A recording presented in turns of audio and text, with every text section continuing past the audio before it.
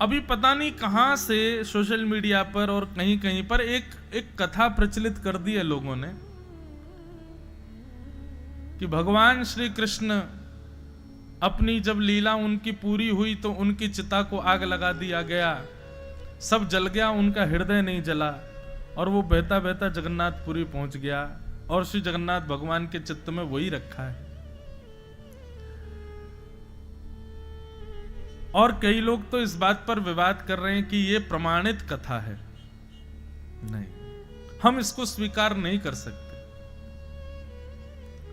भगवान श्री कृष्ण के अंग को मानवों की तरह मानना और पंचभूत में वो मिल जाता है ऐसा सोचना, ये कितनी बड़ी दुर्बुद्धि है हमारी। ठाकुर जी अवतार लेते हैं और अवतार पूरा करके अंतर ध्यान हो जाते हैं। ये कोई ऐसा थोड़ी है हमारी आपकी तरह उनकी यात्रा आदि, ये सब बोलना भी अपराध है। आप सोचो, विचार करो, ठाकुर जी की उपासना करने वाले संत जन भी अंतर ध्यान होते हैं। कितने संतों की ऐसी लीलाएं हैं। हम उन ठाकुर जी के विषय में ऐसे, अब आपके हमारे खंडवा के श्री धोनी वाले दादाजी, उनके विषय में उस दिन मैं प्रणाम करने गया तो बता रहे थे कि 3 बार समाधि लेके पुनर् आ गए। जब इतनी सामर्थ भगवत भक्तों में हो सकती है तो ठाकुर जी के प्रति ये भाव कैसे रख सकते हैं हम कि उनके शरीर को चिता में लगा दिया और आदि आदि ये सब। गीता में भगवान श्री कृष्ण कहते हैं, अर्जुन, पृथ्वी जल तेज वायु आकाश से निर्मित मेरा शरीर है और पुनः उन्हीं में विलीन हो जाता है।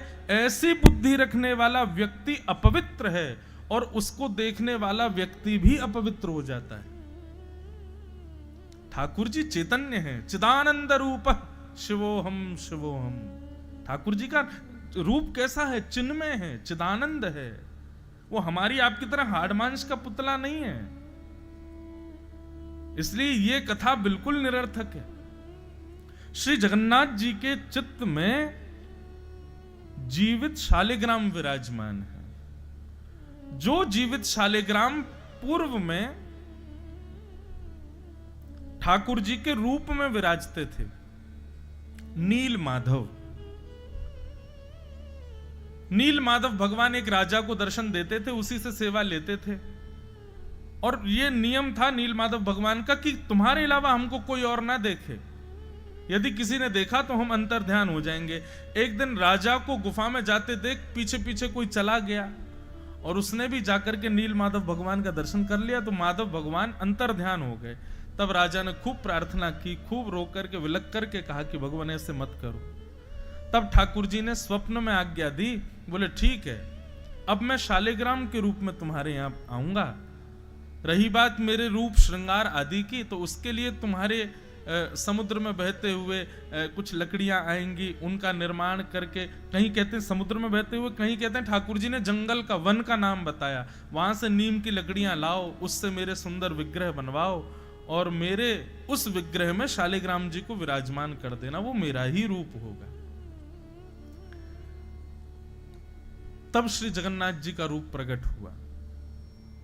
और उसमें भी ऐसी कथा आती है कि आधे भीतर रूप बना रहा था मूर्तिकार, छेनी हथौड़ी की आवाज आनी बंद हो गई तो रानी ने विचलित होकर के दरवाजा खोल करके देखा तो अधूरे जगन्नाथ जी रह गए। इसलिए आज भी जगन्नाथ जी के हाथ ऐसे अधूरे से, मुख अधूरा सा, पूर्ण नहीं बन पाया।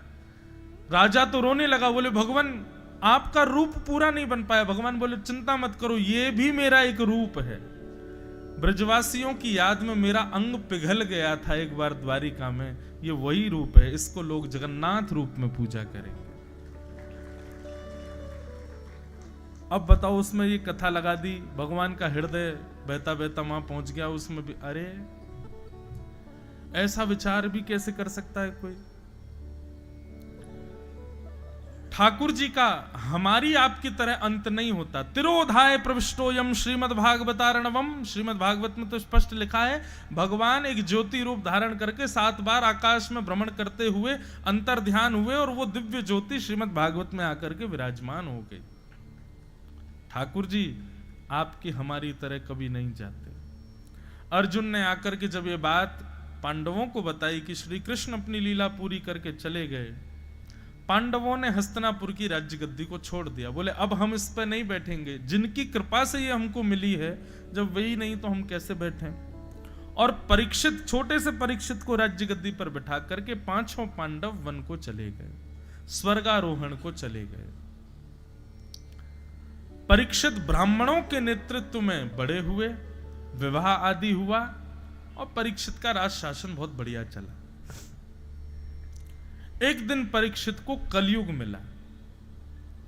कैसे मिला कि कलयुग काले काले रूप में था और वृषभ यानी कि बैल के 3 पैर काट चुका था, चौथा पैर काट रहा था। तभी परीक्षित ने जाकर के कलयुग को अपनी तलवार से मारना चाहा। कलयुग ने चरणों में प्रणाम करके कहा, भगवान मुझे मत मारो। कौन हो तुम? बोले मेरा नाम कलयुग। राजा परीक्षित बोले तुम कब आए? बोले जिस दिन श्री कृष्ण लीला पूरी करके गए उसी दिन मेरा आना हो गया। राजा परीक्षित बोले तुमको जाना पड़ेगा, तुम पृथ्वी पर नहीं आ सकते। बोले भगवान ये ब्रह्मा के द्वारा बनाया गया नियम है, सतयुग के बाद त्रेता, त्रेता के बाद द्वापर, अब द्वापर के बाद मेरी बारी है, मैं आ गया। बंधुओं, सतयुग में राक्षस हिरण्यकश्यप हिरण्याक्ष, त्रेता में राक्षस रावण कुंभकर्ण, द्वापर में राक्षस कंस शिशुपाल दंतवक्र, पर कलयुग इतना खतरनाक है, कलयुग तो युग ही राक्षस है। बाकी तो युगों में राक्षस हुए, पर ये तो युग स्वयं ही राक्षस है। अगर आप पूछें कि महाराज जी कलयुग में राक्षस कौन है, हर व्यक्ति राक्षस है, बस एक्टिवेट होने की देर है। ये थोड़ा बहुत डीएक्टिवेशन आपका चल रहा है ना, वो कथाओं की वजह से चल रहा है। ये थोड़ा बहुत आप डीएक्टिवेटेड होना ये इस कलयुग के वायरस से, वो इसलिए क्योंकि धर्म, आध्यात्म और ये सब कथाएं आदि के जगत से आप जुड़े हुए हो। विचार करना, 30 वर्ष की आयु और उसने कभी कथा नहीं सुनी हो, ऐसे व्यक्ति को कभी मिलके देखना आपको उसमें से राक्षसत्व का दर्शन होने लग जाएगा। 40-50 वर्ष निकल गए, कभी वृंदावन ही नहीं गया, महाकाल के दर्शन ही नहीं किए, कभी ओमकारेश्वर नहीं गया, नर्मदा जी में कभी स्नान नहीं किया, गंगा जी को कभी देखा ही नहीं है, कथाएं तो बहुत दूर की बात है। ऐसे व्यक्ति से मिलो, दिख जाएगा राक्षस। तो हम आप सब लोग जो हैं, ये बीच बीच में ये कथाएं सुनते हैं, ओमकारेश्वर जाते हैं, अभिषेक करते हैं, नर्मदा जी स्नान करते हैं, गंगा का जल पीते हैं, सत्संग करते हैं। इससे क्या होता है, जो परत हमारे ऊपर कलयुग की थोड़ी बहुत चढ़ी भी होती है वो उधर जाती है, हम फिर से नवीन हो जाते हैं। नहीं तो कलयुग में तो हर व्यक्ति राक्षस है। बंधुओं, जब घोर कलयुग आएगा ना, कथाएं बंद हो जाएंगी, कथाएं समाप्त हो जाएंगी, मंदिरों में ताले लग जाएंगे, कोई नहीं जाएगा, क्योंकि लोग धार्मिक बचेंगे ही नहीं। और जब ऐसा समय आएगा जब आप डीएक्टिवेट हो ही नहीं पाओगे, तब घोर कलयुग आएगा, हर व्यक्ति राक्षस बन जाएगा। इतने स्वार्थी, इतने स्वाभिमानी, स्वार्थी स्वाभिमानी तो अब हैं लोग। सोचो 100 साल 200 साल बाद क्या होगा इस पृथ्वी पर। इसलिए मैं कहता हूं, ठीक कहता हूं, हम सही समय पर निपट लेंगे, हम सही समय पर चले जाएंगे यहां से। ऐसे काम करके जाओ कि दोबारा आना ही ना पड़े। बहुत खतरनाक समय होने वाला है। तो कलयुग, अच्छा कलयुग का रूप कैसा पता बंधुओं? रावण, कुंभकर्ण, कंस, शिशुपाल, दंतवक्र, हिरण्याक्ष, हिरण्यकश्यप आदि ये सब राक्षस, ये सबको पता था कि राक्षस कौन है। पर कलयुग में क्या होगा, भक्त बाहर से दिख रहा है लेकिन भीतर से पूर्ण राक्षस है, ऐसे भी लोग मिलेंगे। कलयुग बड़ा खतरनाक है, परंतु इस कलयुग में एक गुण है, और हमारे शास्त्र क्या करते हैं, यदि किसी व्यक्ति में 100 दुर्गुण हो लेकिन एक सद्गुण हो, गुण भी नहीं सद्गुण, गुण अलग बात है, सद्गुण अलग बात है। गुण तो होता है सामान्य, सद्गुण होता है कल्याणकारी। यदि किसी व्यक्ति में 100 अवगुण हैं लेकिन एक सद्गुण है, तो उसके 100 अवगुणों को आप क्षमा कर दो। कलयुग में लाखों अवगुण हैं पर एक सद्गुण है। वो क्या है पता है?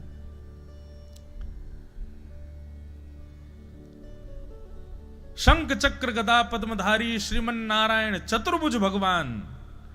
अब जैसे ही मैंने कहा चतुर्भुज भगवान, आपका चित्त ड्राइंग अपने आप बना देता है। तुरंत शंख चक्र गदा पद्म, चार भुजाएं हैं भगवान की, अपने आप ठाकुर जी प्रकट हो जाते हैं। पंढरपुर के श्री पंडरीनाथ श्री विठ्ठल भगवान, मेरे बोलते ही आपके चित्त में कमर पर हाथ रहे श्री ठाकुर जी प्रकट हो जाएंगे। वृंदावन श्री राधा रमण लाल त्रिभंग ललित ठाकुर जी तुरंत आपके चित्त में प्रकट हो जाएंगे। ये संभवता केवल कलयुग में है और कहीं नहीं है। बोलते ही ठाकुर जी चित्त में प्रकट होते हैं। नहीं तो आप सुनोगे सतयुग त्रेता द्वापर में लोग हजार हजार वर्ष तपस्या कर रहे हैं, 200 साल तपस्या कर रहे हैं, तब भी ठाकुर जी प्रकट नहीं हो रहे। पर कलयुग में नाम सुनते ही ठाकुर जी हृदय में प्रकट हो जाते हैं। ये गुण है कलयुग का।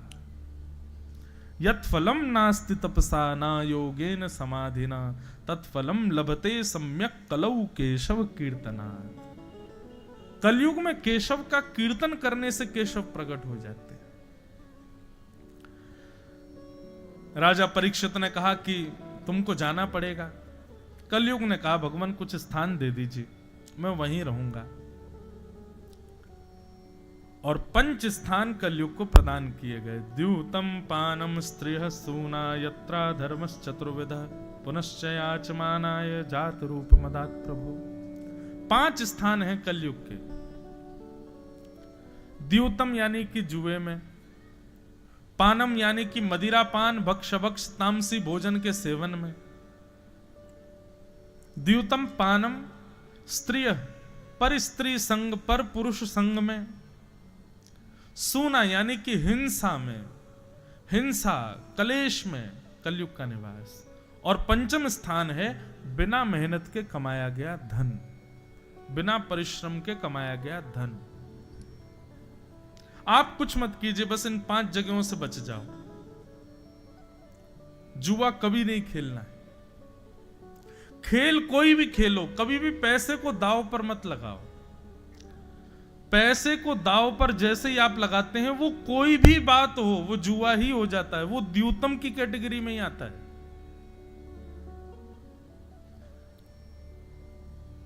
द्यूतम,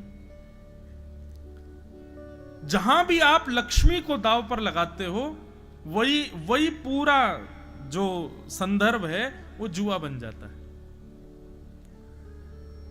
उसमें कलयुग का निवास है। दूसरा आता है पानम, मदिरा पान, भक्ष भक्ष सेवन, मांस भक्षण, इसमें भी कलयुग का निवास है। बंधुओं,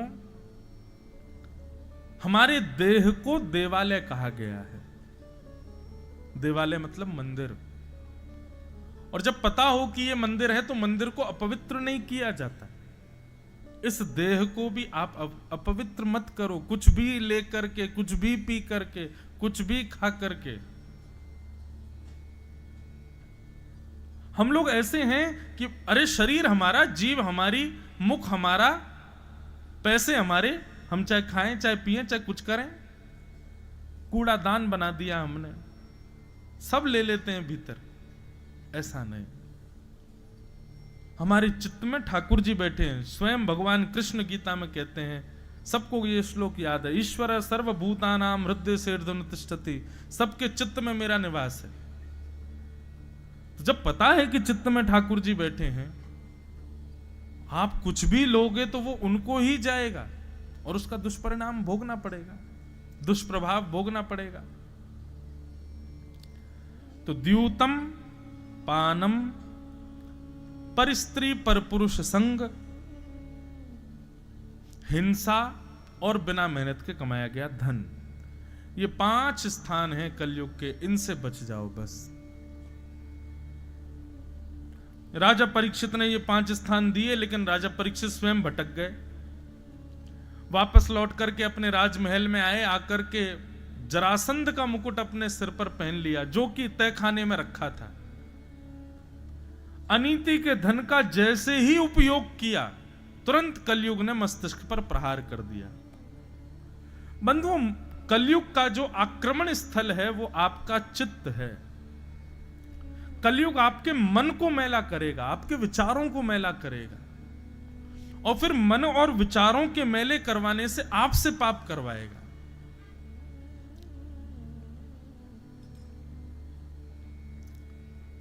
इसीलिए कहते हैं ये दशांश दान करो, 10वां हिस्सा दान किया करो,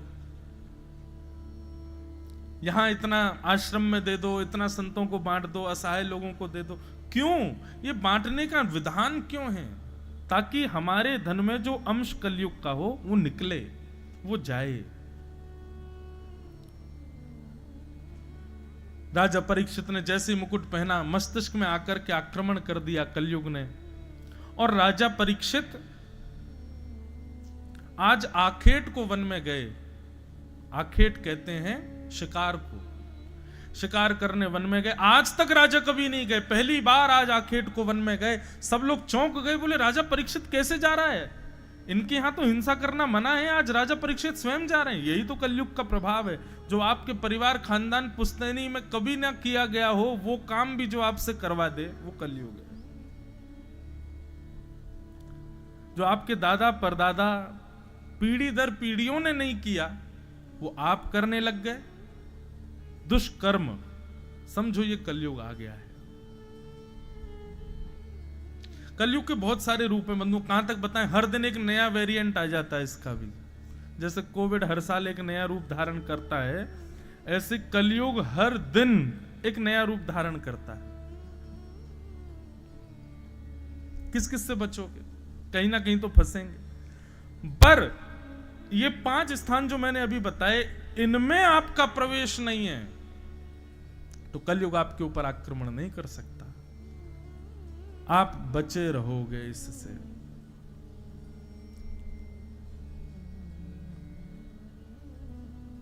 बहुत सावधानी से सुनो। राजा परीक्षित आखेट को वन में गए। जानवर तो कोई मार नहीं पाए क्योंकि आता ही नहीं था शिकार करना। तभी एक शमीक ऋषि के आश्रम पर जाकर के जल की याचना की। शमीक ऋषि समाधि में बैठे थे, जल नहीं दिया, उनकी आज्ञा, उनकी बात का प्रत्युत्तर नहीं दिया, तो राजा को लगा कि ये पाखंडी मेरे को देख करके ध्यान का नाटक कर रहे हैं। और राजा परीक्षित ने मरा हुआ सर्प शमीक ऋषि के गले में डाल दिया।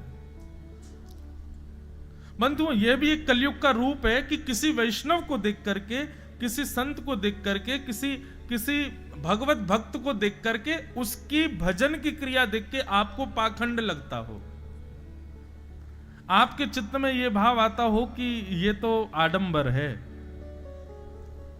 यह भी एक कलयुग का स्वभाव है। ये कलयुग दिखाता है आपको ऐसा।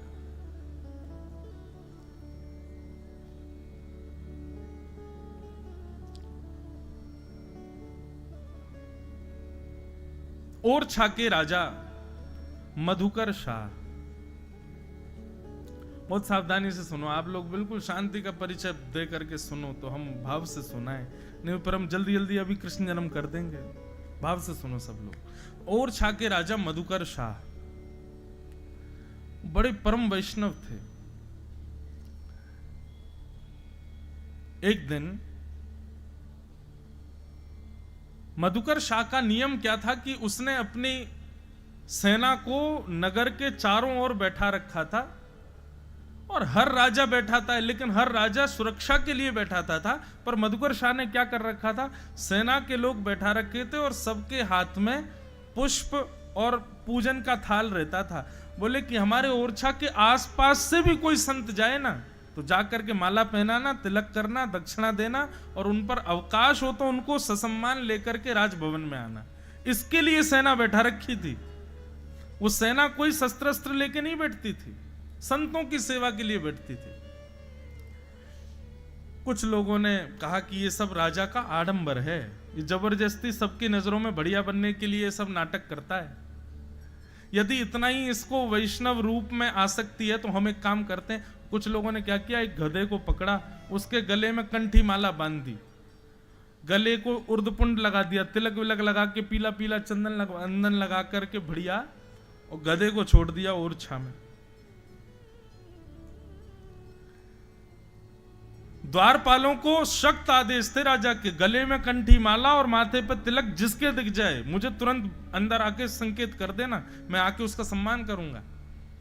अब जब द्वार के सामने से गधा जा रहा था तिलक लगा के और कंठी माला पहन के, द्वारपालों ने कहा भाई है तो गधा लेकिन राजा की आज्ञा है। दौड़े दौड़े द्वारपाल गए, राजा ने देखा अच्छा कोई संत आए हैं, कोई वैष्णव आए हैं? बोले महाराज कंठी माला गले में है, सिर पर तिलक है, लेकिन संत वैष्णव नहीं है।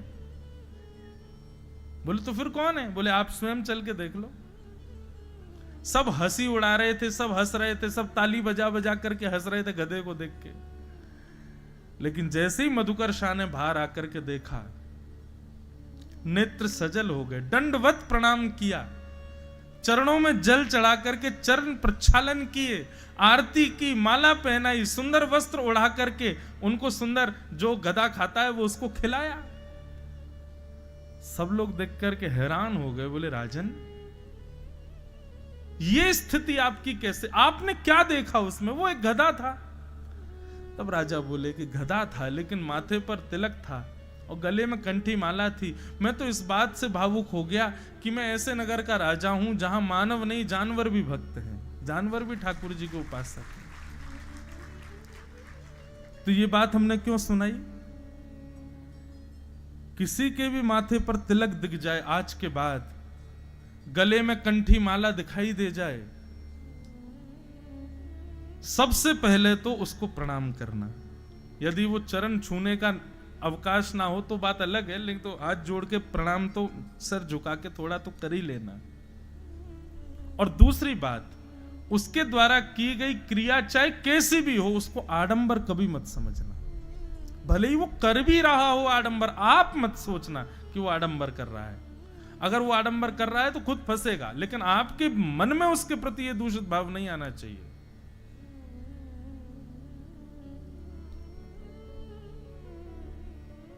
ये कुछ नियम है, इनका पालन करना।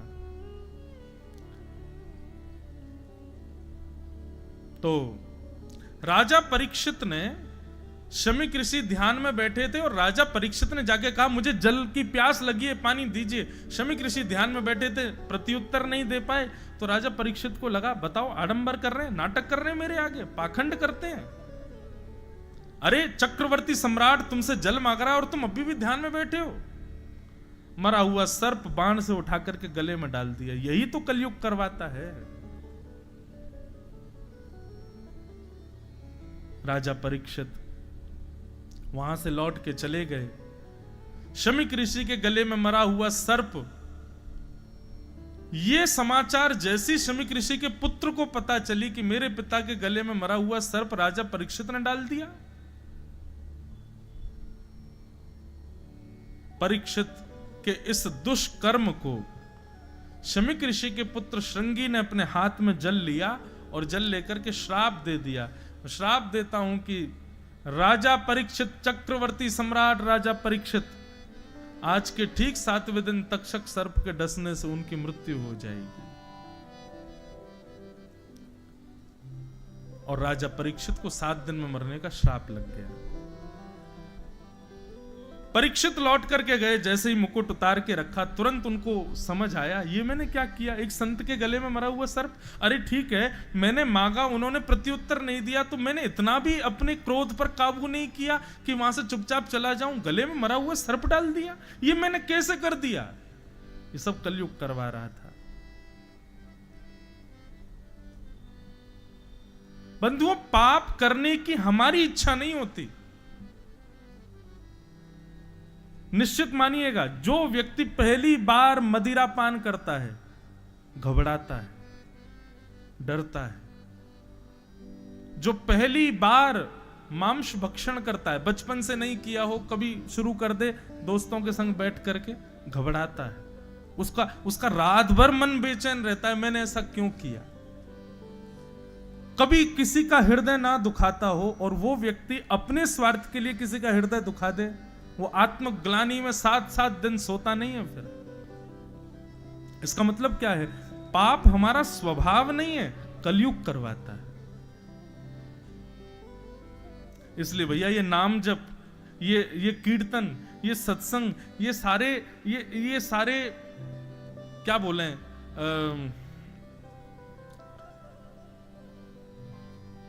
कोविड आया था तो कोविड में वो थे ना प्रोटोकॉल्स, क्या मास्क लगाओ, हैंड सैनिटाइजर साथ में रखो, और क्या था,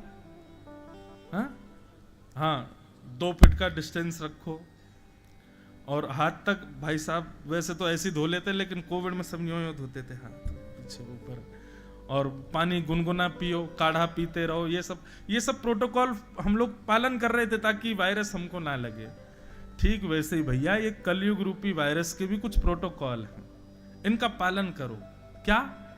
नित्य भगवान का स्मरण करो, नित्य ठाकुर जी की मधुर चर्चा, 20 मिनट नित्य कोई ना कोई कथा सत्संग जरूर सुनो, नित्य अपने जीवन में कुछ नवीनता लाने का प्रयास करो, सत्संग के माध्यम से अपने ठाकुर जी की सेवा करो, माता पिता की सेवा करो, अपने माथे पर तिलक लगा करके रहो। इस प्रकार के प्रोटोकॉल्स का जो पालन करते हैं तो कलयुग आता तो है आसपास, लेकिन स्पर्श करने से पहले ही चला जाता है, उसके ऊपर हावी नहीं हो पाता। राजा परीक्षित ने जैसे ही मुकुट उतारा, उनको याद आया ये मैंने क्या कर दिया। तभी शमीक ऋषि के आश्रम से एक शिष्य आए और आकर के कहा, राजा परीक्षित, आज आपने जो कृत्य किया उसकी वजह से आपको 7 दिन में मरने का श्राप लगा है। आज के ठीक 7वें दिन तक्षक सर्प आपको डसेगा और आपकी मृत्यु हो जाएगी। कृपा करके अपनी मुक्ति का उपाय खोज लीजिए। बंधुओं, ये बात सुनकर के राजा परीक्षित दुखी नहीं हुए।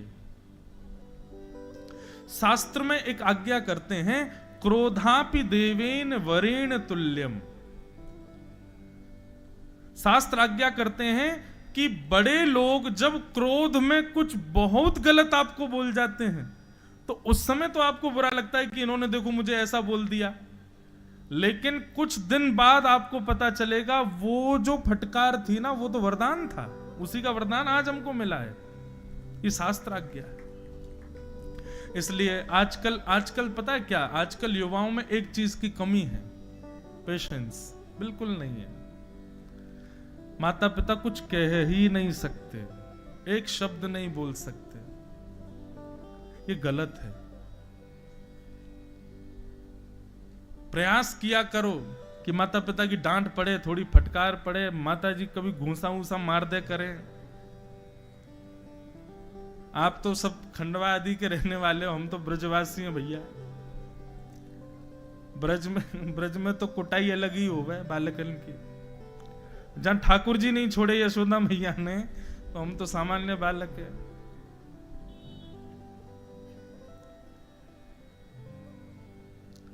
माता पिता, गुरुजन, बड़े लोग, ब्राह्मण या संत वृंद आदि ये कभी फटकार दें, डांट दें, कुछ कह दें तो उस पर कभी चिंतित मत होना, क्योंकि शास्त्र आज्ञा करते हैं क्रोधापि देवेन वरेण तुल्यम।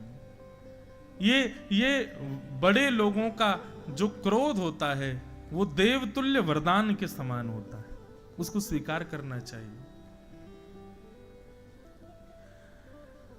राजा परीक्षित आनंदित हो गए, अपने पुत्र जनमेजय को राज्य गद्दी पर बैठा दिया। पत्नी से बोले, देवी मैं बहुत खुश हूं, अब तुम सब राजपाट संभालो, मैं जा रहा हूं। देवी बोली, मरने की बात सुन के खुश कौन होता है? 7 दिन में मरने का श्राप लगा, आप इतने प्रसन्न क्यों हो? राजा परीक्षित बहुत सुंदर बात कहते हैं, बोले, देवी संसार में किसी भी व्यक्ति को नहीं पता कि उसके प्राण कब निकलेंगे। हमारा अगला क्षण भी अंतिम हो सकता है। लोग कहते हैं कि मेरी जॉब लग गई, अब मैं इतना कमाऊंगा, कल को मेरा प्रमोशन होगा, मेरी सैलरी और बढ़ जाएगी, जब मेरी सैलरी इतनी हो जाएगी खंडवा में एक घर बनाऊंगा, घर बन जाएगा, माता पिता को ले आऊंगा, फिर एक बढ़िया सी कन्या से ब्याह कर लूंगा, मेरे 2-3 बालक होंगे, उस वाले स्कूल में पढ़ाऊंगा, इंदौर में फिर कॉलेज कराऊंगा, मुंबई भेज दूंगा, आउट ऑफ इंडिया पढ़ेंगे। ये सब विचार कर लेता है एक साधारण सी जॉब लगने पर। रात कोई सोए, अटैक आ गया, सुबह बचे ही नहीं। कहां रह गया वो घर, कहां रह गई वो जॉब, कहां रह गई वो सैलरी। हमारे अंत का पता नहीं है, कभी भी हो सकता है। पर राजा परीक्षित कहते हैं, देवी एक ब्राह्मण ने कहा है कि 7 दिन बाद तक्षक सर्प के डसने से मेरी मृत्यु होगी, तो इसका मतलब इन 7 दिनों में भी यदि मेरी मृत्यु पहले आने वाली होगी तो पहले नहीं आएगी। कल अगर मैं पहाड़ से गिर भी जाऊं तो नहीं मरूंगा, क्योंकि ब्राह्मण की बात सत्य होगी, 7 दिन बाद ही मरूंगा मैं। मतलब मुझे पता है कि 7 दिन से पहले मेरा कोई बाल बांका नहीं कर सकता, इसलिए मैं 7 दिन का हर क्षण ठाकुर जी को अर्पित करूंगा। हम लोगों को तो 1 घंटा भजन कर लिया, बोले 1 घंटा कर लिया, अब संसार के काम कर लो, क्योंकि अभी हमें ये विश्वास है ना कि अभी शाम भी तो है, कल भी तो है, कल कर लेंगे बचा हुआ। लेकिन हमें क्या पता कि कल तक हम जीवित रहेंगे कि नहीं। इसलिए कहते हैं हर श्वास भजन करते रहो, कोई भी श्वास अंतिम हो सकती है। पर राजा परीक्षित कह रहे हैं कि 7 दिन से पहले मेरी अंतिम श्वास नहीं आएगी। इस बात की मुझे प्रसन्नता है। अब 7 दिन में जितने क्षण होंगे, हर क्षण ठाकुर जी को याद करके मैं व्यतीत